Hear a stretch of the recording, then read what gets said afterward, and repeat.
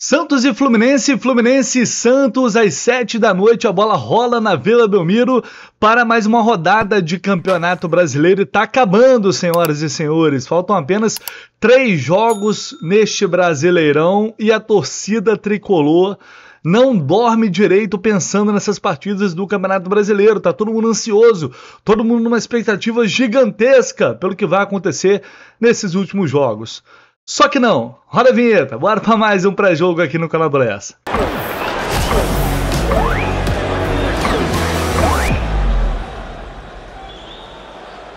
Galera, vocês assistiram aqui no vídeo que eu publiquei ontem aqui à tarde, quase noite já, sobre como os rivais estão revoltados, né, com o Fluminense, desesperados com o Fluminense nessa reta final de Brasileirão, porque hoje contra o Santos, uma partida que não vale para o Flu, não vale assim algo significativo dentro da competição. O Fluminense está com a sua vida definida, está com a cabeça no Mundial de Clubes, mas vale muito para o Santos. Se vale para o Santos, vale para os outros clubes que disputam o rebaixamento, que estão na luta, contra o rebaixamento. Caso do Vasco, por exemplo, que é um rival. E também Palmeiras, que está na briga direta pelo título contra o outro rival, o rival da Lagoa. E aí o desespero tá impressionante, né? O que a gente tem visto nas redes sociais nos últimos dias. Falei muito sobre isso, quem não assistiu ainda dá tempo de assistir. Bom, na verdade, o que eu quero dizer para começar aqui esse pré-jogo é que o Fluminense tem que jogar pela sua dignidade. Tem que jogar como Fluminense. Galera, a gente bota pilha, a gente zoa, tem que entregar, e o torcedor tem que fazer isso mesmo. Né? O torcedor está no seu papel, está exercendo o seu papel, que é mais que o rival se exploda. Que por ele, para muita gente, o Fluminense pode perder esses jogos aí, tá tudo bem. Porque conquistou a Libertadores e agora vai para o Mundial de Clubes. Né? Apesar da questão financeira envolvida no Campeonato Brasileiro, a gente sabe disso, quanto mais acima na tabela terminar, mais o Fluminense vai faturar, mas fica em segundo plano. Mas uma coisa é o torcedor do Fluminense que deseja isso. Outra coisa são os jogadores, comissão técnica. Galera, falando sério, assim, os caras são profissionais. É natural, é evidente que o foco ele se divide. Ou talvez esteja muito mais no que vai acontecer em dezembro na Arábia Saudita. Então isso gera o quê? Isso pode gerar um comodismo. Isso pode gerar uma falta de intensidade nessas partidas.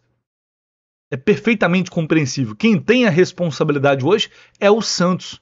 É jogo de vida ou morte para o Santos. Não é para o Fluminense. E o Fluminense não tem nada a ver com a vida dos outros. O Fluminense não tem que se preocupar com os outros, com os rivais. Dane-se, o Fluminense tem que jogar por ele. E pela sua dignidade. Todo jogador que entra em campo, ele vai dar o seu melhor. Seja time reserva, time titular, né? E é um problema do clube. O Fluminense vai escalar quem achar melhor, e esse problema é do Fluminense. Se o jogador tiver inscrito, tá inscrito, pode jogar. Se o Fluminense vai escalar, Vitor Eudes, Johnny Gonzalez, Felipe Andrade, o Isaac. O problema é do Fluminense. Os jogadores estão inscritos e podem jogar. E quem entrar vai dar o seu melhor. Ponto final. O que acontecer a partir disso aí não é responsabilidade do Fluminense, porque estão querendo imputar uma responsabilidade no Fluminense que não existe, que não é do Fluminense. O Fluminense não é responsável por definir o campeonato. O campeonato tem 38 rodadas e está sendo definido desde a sua primeira rodada. É muito importante que isso fique bem claro. Então, assim, se houver uma falta de mobilização, o que não aconteceu até agora, vale ressaltar, o Fluminense não perdeu depois do título da Libertadores. Pode até ser que aconteça, mas é um movimento natural. Só que vai ter torcida aí, acredite que vai ter torcida aí dizendo que perdeu o título por causa do Fluminense. Anotem aí. Então, assim, o Fluminense tem que jogar como sempre foi, pelo Fluminense, por si, pela sua camisa, pela sua tradição, pela sua história e pela sua torcida. E acabou. O resto que se dane. E se quiserem chorar, continuem chorando. Só cuidado para não acabar com um estoque de lágrimas. De preferência, se puder não encher o saco, também é melhor, né? Então vamos lá, o resumo desse confronto aqui são 106 jogos na história, com 41 vitórias do Flu, 24 empates e 41 derrotas. Olha só o equilíbrio desse confronto entre Santos e Fluminense. Nos últimos 12 jogos são 3 vitórias, 5 empates e 4 derrotas. Então, assim, o retrospecto recente nem é tão positivo. E o Fluminense não vence na Vila Belmiro desde 2014. Vitória por 1-0 naquela oportunidade. Agora eu me esqueci de quem foi o gol. Depois eu vou verificar aqui.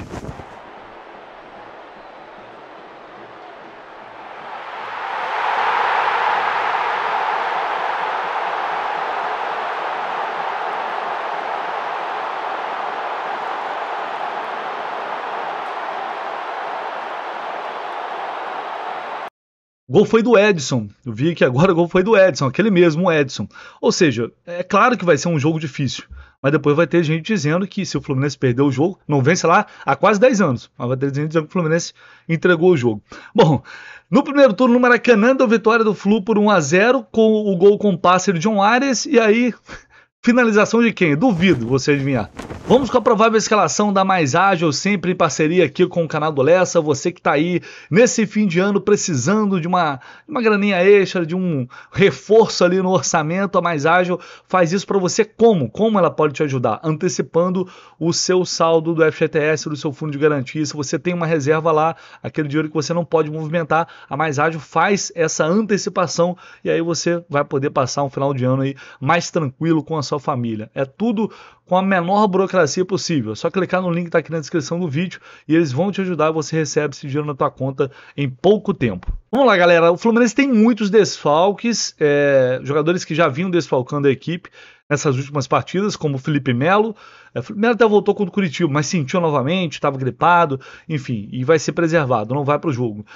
O Marlon, que já não vinha jogando, Keno também, que está na transição, o Samuel Xavier, que está lesionado. E aí o Marcelo foi poupado, né? Não viajou para Santos. E é bem provável que o Fluminense ainda tenha muitas mudanças, tá? A gente vai botar um time titular aqui, vamos botar esse time titular com Fábio, Guga, Nino, David Braz e Diogo Barbosa, André, Martinelli e Ganso, John Arias, John Kennedy e Germán Cano. Esse seria o time base do Fluminense, tá? Para esse jogo, em tese. Só que, reparem, contra o Curitiba, o Ganso começou no banco e depois entrou só no segundo tempo. Pode ser que isso aconteça com outros jogadores do time titular, né? Quem tiver um pouco mais desgastado, quem tiver apresentando sinal de alguma coisa. Por exemplo, o André dificilmente não joga, né, cara? Mas o André vem jogando, então o André poderia dar uma segurada. Colocar o Alexander com o Martinelli, eles não jogaram na última rodada, estavam suspensos, né? O Ganso talvez seja poupado novamente, ou porque foi poupado contra o Curitiba, talvez comece o jogo, e aí o Arias inicie no banco. Enfim, são algumas possibilidades para esse jogo. A gente pode ter um time bastante diferente. O Diniz pode surpreender nessa escalação, colocando uma equipe bem mista. O time já está desfalcado, mas enfim, pode ser um time ainda mais diferente. E é o que eu venho dizendo, esses jogos são importantes, galera, de preparação. A gente, óbvio que todo mundo tem receio, medo de uma lesão, mas é importante estar em competição, competindo, né, brigando, jogando em alto nível para chegar bem nesse Mundial. Porque senão, amigo, os árabes estão jogando direto. Manchester City nem se fala. Os caras chegam atropelando. O Fluminense está em final de temporada, os caras estão no meio da temporada. Então isso faz muita diferença. É muito importante, claro, preservar, não colocar em risco quem pode sofrer uma lesão, quem está com desgaste, mas esse nível de competitividade ele tem que se manter pensando no Mundial de Clubes. Então esses jogos também serão importantes para a preparação, para esses jogadores que têm uma minutagem não tão grande, né, normalmente, porque não jogam tanto.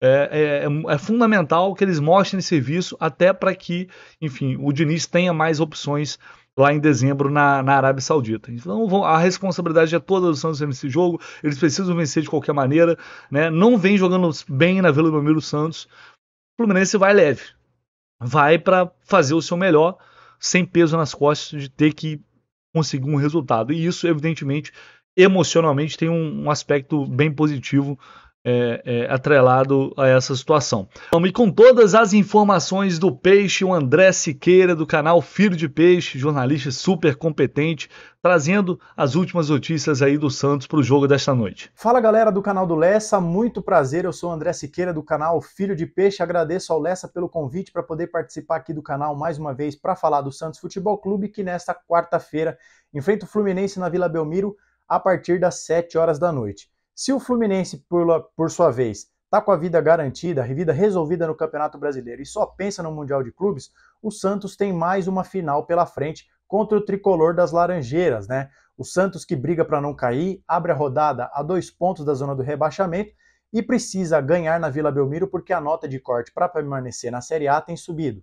O Bahia ganhou do Corinthians na última rodada, o Cruzeiro já venceu o Goiás, então o Santos precisa vencer para não correr o risco de terminar a rodada na zona do rebaixamento. Então, o Santos encara esse jogo contra o Fluminense como uma partida de vida ou morte. O Santos tem mais 2 jogos em casa, Fluminense e na última rodada contra o Fortaleza. Então a comissão técnica do Marcelo Fernandes trabalha com 6 pontos na Vila Belmiro para chegar ao menos aos 49 e garantir a sua permanência na Série A. Se o Fluminense tem dúvidas em razão de possíveis mudanças do Diniz, pensando também no Mundial, poupando alguns jogadores se recuperando de lesão ou suspensos, o Marcelo Fernandes também tem uma dor de cabeça para montar esse time do Santos. Deve ter o retorno do Dodô na zaga, que está há 4 ou 5 jogos fora em razão de problemas no joelho, mas não tem, por exemplo, 2 jogadores que vinham se alternando no meio de campo, Lucas Lima e o Nonato, velho conhecido da torcida do Internacional, que ganhou a condição de titular do Lucas Lima. Os 2 estão suspensos com o 3º cartão amarelo. Quem também não deve jogar, é dúvida, por hora, né, pelo menos até amanhã desta terça-feira, é o volante venezuelano Tomás Rincón, que teve uma lesão na perna durante a data FIFA, né, uma lesão na posterior, ainda é dúvida, não deve jogar. Mas o Marcelo Fernandes, com a volta do Dodô, deve ter à disposição o seu esquema preferido com 3 zagueiros.